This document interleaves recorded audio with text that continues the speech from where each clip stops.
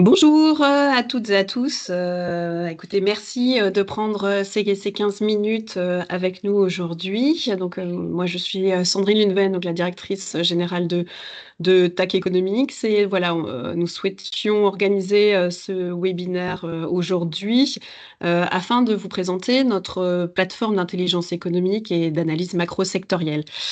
Donc vraiment l'objectif de cette plateforme, c'est de centraliser l'ensemble de notre expertise indépendante en analyse macroéconomique, financière et géopolitique, et toujours basée, fondée sur des méthodes quantitatives au service de nos acteurs financiers, industriels et institutionnels. Donc l'objectif, encore une fois, c'est de vous accompagner afin de prendre des décisions éclairées plus rapidement et avec une information qui est fiable et directement exploitable. Parce que c'est vrai que on entend souvent que vous faites face à des défis qui sont assez majeurs, c'est-à-dire à la fois avoir une surcharge d'informations où il est difficile en tout cas de séparer le signal du bruit, une incertitude économique et géopolitique croissante, si je puis dire, et puis un temps de décision qui est de plus en plus réduit. Donc c'est exactement ce à quoi nous essayons de répondre, et notamment au travers de cette plateforme, qui est un nouvel outil en plus de nos services, et en rendant nos analyses directement accessibles et opérationnelles. Donc je vais revenir en quelques minutes sur le fonctionnement aujourd'hui de cette plateforme. Et puis, voilà, on organisera d'autres webinaires thématiques, risque pays, conjoncture marché, géopolitique, afin au fur et à mesure de découvrir l'ensemble des fonctionnalités et revenir sur nos indicateurs accessibles sur notre plateforme. Donc la première chose, c'est que pour accéder aux services et aux fonctionnalités, il suffit de créer un compte, là pour ceux qui n'auraient pas encore de compte sur la plateforme. Donc soit sign up si vous n'avez pas encore de compte, ou sinon de vous loguer directement sur la plateforme pour accéder à nos outils et à l'ensemble, en tout cas, de vos présentations, publications dont vous avez accès dans le cadre de vos abonnements, puisque c'est un accès personnalisé en fonction, en tout cas, de l'institution, la banque, l'entreprise dans lequel vous êtes. Alors plus précisément sur cette plateforme, elle s'articule autour de trois piliers que je vais décrire en quelques minutes. Je vais aller de droite à gauche. Donc vous avez d'abord en tout cas les publications de TAC Economics. Donc là, il suffit de cliquer dessus et donc vous allez en voir apparaître l'ensemble des publications auxquelles vous avez accès. Quand je dis publication, c'est à la fois les notes génériques que nous publions, donc par exemple les Weekly Observers que nous vous transmettons par mail et sur la plateforme maintenant chaque semaine, qui orientent sur des publications académiques de pointe, les flash comments que nous publions, les décodeurs géopolitiques, mais également les présentations que nous vous faisons, que ce soit tous les mois, de manière ad hoc ou de manière trimestrielle, on va dire. Toutes vos analyses et vos présentations et vos demandes ad hoc seront maintenant disponibles sur cet espace et de manière personnalisée. C'est-à-dire que si on a travaillé avec vous sur une demande spécifique, je ne sais pas, moi, le risque économique en Angola, pour prendre un exemple, et ben, dans tous les cas, si on vous fait une note personnalisée pour vous, nos autres clients n'auront pas forcément accès à cette note-là si c'est fait de manière personnalisée pour vous. D'accord? Donc, vous avez l'ensemble de nos publications et puis vous pouvez retrouver la liste de l'ensemble des publications, donc d'analyse conjoncturelle, par exemple, avec l'ensemble de nos publications mensuelles et trimestrielles.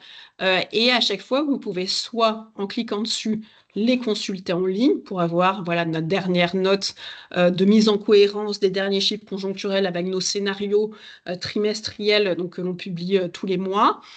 Donc, vous pouvez accéder directement à la publication sur la plateforme, ou alors vous pouvez également la télécharger en cliquant sur le petit download à côté et vous pourrez directement ouvrir le PDF qui permet de lire cette publication.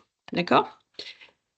Donc ça, c'est l'autre manière de faire. Et donc, vous avez à la fois accès ici sur cette plateforme aux publications en anglais, donc ici. Et si voilà, certains ont une préférence parfois pour lire les documents en français, vous avez un bouton en haut à droite de la plateforme pour basculer en français et de la même manière avoir accès à l'ensemble de nos publications en français. D'accord? Donc ça, c'est le premier apport, en tout cas, de cette plateforme, c'est-à-dire voilà, de diffuser, de faciliter l'accès à nos analyses directement sur la plateforme et nous continuons à vous les transmettre également par email. Ensuite, il y a un ensemble de tableaux de bord ou de dashboards qui permettent en tout cas de visualiser des indicateurs pertinents sous forme de graphiques. Donc, par exemple, voilà, on va avoir nos banques qui utilisent la plateforme pour suivre l'évolution de nos mesures de risque économiques et politiques qui sont, je vous rappelle, mis à jour sur une fréquence mensuelle. Et donc, vous allez avoir une cartographie de l'ensemble de nos mesures pays par pays, avec à la fois le country risk premium, le rating économique et le rating de risque politique. Et puis ensuite, vous pouvez regarder un peu plus de détails par pays. Ou voilà, je vais prendre par exemple la Chine, puisque voilà, on vient d'avoir une mise à jour, mais voilà, l'objectif n'est pas de rentrer dans le détail ici, on organisera un webinar, mais vous allez avoir notre country risk premium, nos ratings économiques, et puis s'il y a un signal de crise, notamment là sur l'activité, sur le pays, et puis vous allez avoir voilà, la décomposition de notre country risk premium entre les différentes composantes, c'est-à-dire le risque économique, le risque politique. Est-ce qu'il y a un signal de crise et qui vont permettre en tout cas de mesurer notre prime de risque? La décomposition de notre rating économique, nos équilibres fondamentaux, quelques commentaires en tout cas sur nos indicateurs, l'évolution, ce qui est absolument pertinent quand même, de nos ratings économiques et financiers et politiques. Hein. Vous voyez que là, il y a une dégradation assez significative, en tout cas, de notre rating économique sur la Chine, et puis d'identifier derrière ce rating les composantes, c'est-à-dire nos 6 équilibres fondamentaux de croissance, de dette, de liquidité, de change. Voilà, donc je ne rentre pas dans le détail de notre méthode de risque pays, mais l'objectif, encore une fois, c'est de mettre à disposition et de vous faciliter la compréhension de nos indicateurs au travers de dashboards. Vous allez avoir également quelques dashboards alors je ne le mentionne pas ici également, mais voilà, il y a une page sur les risques géopolitiques auxquels nos industriels ont souvent accès, notamment pour sécuriser, par exemple, leur chaîne d'approvisionnement en période de tension. Vous allez avoir également nos suivis de prévisions macro, PIB, inflation, politique monétaire, prix du pétrole, taux de change, que ce soit nos scénarios sur l'évolution, par exemple, de l'euro-dollar ou de devises émergentes. Voilà, ce sont des scénarios que l'on met à jour trimestriellement. Donc là, ce sont les scénarios du mois de juillet et nous sommes en train de les mettre à jour là, ce mois-ci. À chaque fois qu'on a une mise à jour, on va mettre à jour nos indicateurs également et ces tableaux de bord sur la plateforme. Donc ça, c'est un deuxième point. Ça vous permet en tout cas de consulter directement ces résultats-là que l'on vous présente en général en bilatéral. De la même manière, ces graphiques-là, vous pouvez les extraire, soit en format image ou en PDF, ou directement avoir accès aux prévisions de TAC Economics, par exemple sur l'euro-dollar, en format Excel.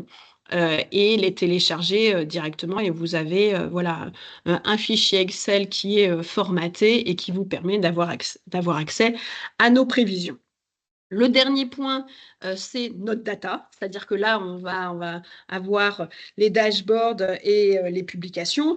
Mais avant cela, effectivement, nous avons notre data lab avec les données brutes qui fournissent à la fois notre objectif de rendre accessibles des données fiables qui proviennent de sources nationales, internationales et d'institutions internationales qui sont pertinentes et consolidées. Donc, ce sont des données disponibles par ailleurs, disponibles en open source, hein, que ce soit les offices nationaux des statistiques, les banques centrales ou les institutions internationales. Mais par ailleurs, voilà, notre objectif, c'est d'être un facilitateur pour accéder à ces informations-là. On sous-estime toujours le temps d'identification à la fois des sources, des bons indicateurs, des bons indices, et en même temps aussi le temps d'extraction et de traitement de ces données. Là, en quelque sorte, l'objectif du Data Lab, c'est de faciliter en tout cas cette tâche et d'accéder rapidement à ces informations et qui sont mises à jour quotidiennement. En tout cas, lorsque nécessaire, c'est-à-dire que, notamment, on va dire, les scénarios du World Economic Outlook, du FMI ne sont pas mis à jour tous les jours, donc ça ne sert à rien, en tout cas, que nos algorithmes aillent chercher quotidiennement ces données. On essaye d'avoir voilà, une logique assez forte également d'économie, de gestion de la data. Mais en même temps, voilà, dès que des données conjoncturelles ou quotidiennes sur les taux de change sont mises à jour, et ben voilà, tous les jours, on va screener l'ensemble de nos sources pour mettre à jour les données dans notre plateforme. Donc c'est également une garantie, c'est-à-dire que vous avez les dernières données qui sont mises à jour sur cette plateforme. Alors il y a deux types de données, donc vous avez les indicateurs, on veut dire, qui sont disponibles en open source, les données officielles, qui sont accessibles par le terme free ici, on les met à disposition. Et puis, vous avez également l'ensemble des indicateurs de TAC Economics, donc les mesures de risque économique, politique, ESG, financier, géopolitique, ainsi que nos prévisions économiques et sur les marchés financiers.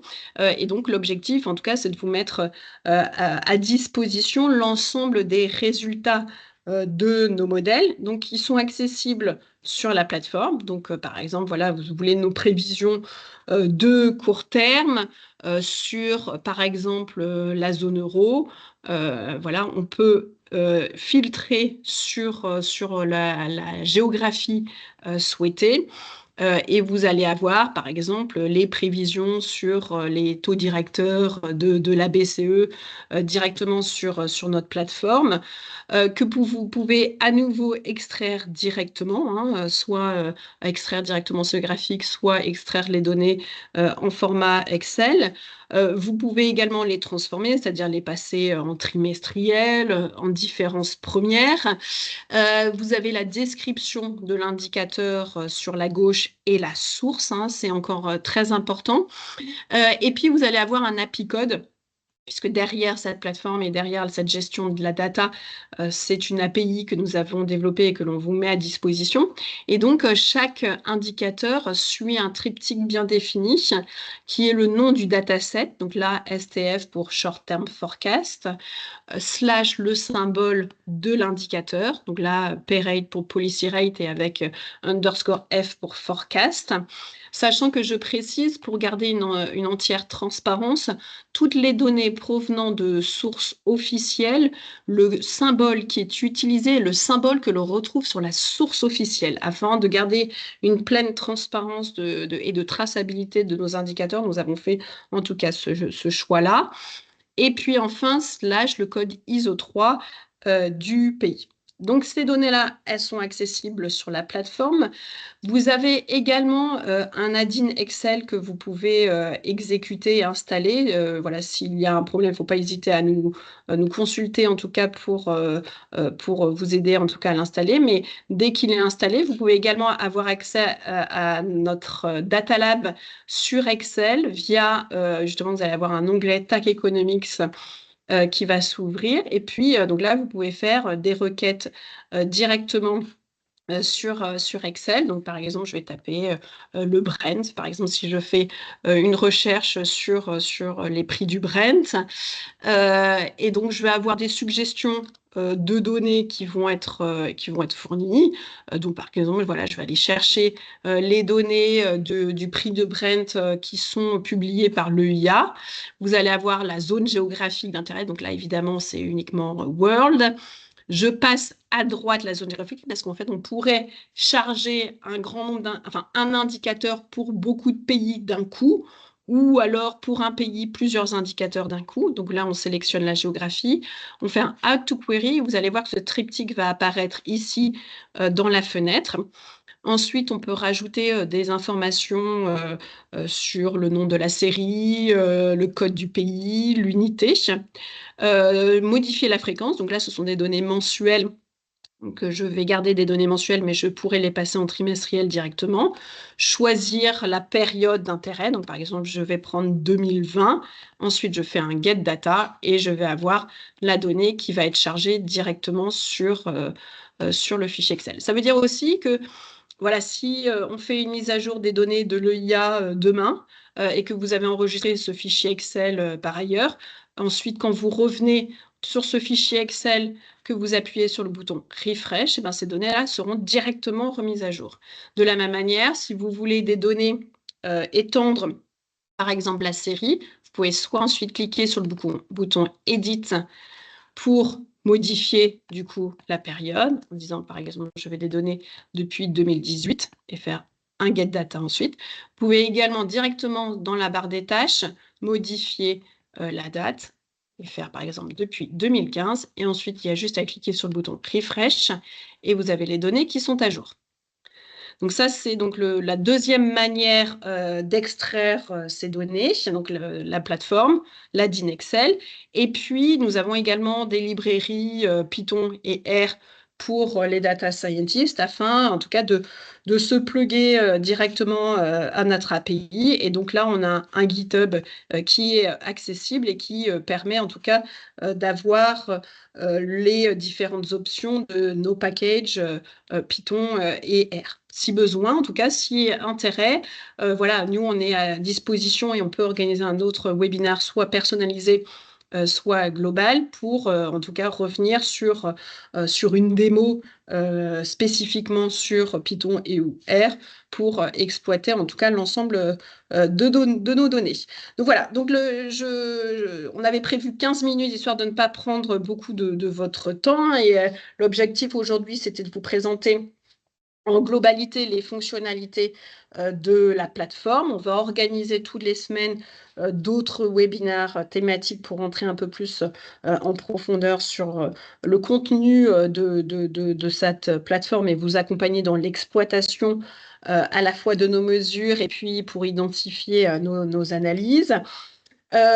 Elle est en constante évolution, hein. Voilà, on développe beaucoup de fonctionnalités, notamment en fonction de vos besoins spécifiques, et donc que ce soit en termes d'analyse et de fonctionnalité. Donc, il ne faut pas hésiter en tout cas à nous contacter si vous avez des besoins ou des questions spécifiques. Et de même pour aller plus loin, chaque organisation, entreprise a vraiment un environnement sécurisé et personnalisé. Et donc, nous pouvons à ce titre également organiser des démos pour vos équipes en interne, échanger directement sur vos besoins spécifiques, pouvant amener à personnaliser des dashboards sur la plateforme, des indicateurs selon vos besoins et qui ne seraient pas forcément visibles, en tout cas pour l'ensemble de nos partenaires. Voilà, je vous remercie pour votre attention. Si vous avez des questions, en tout cas, je serai ravie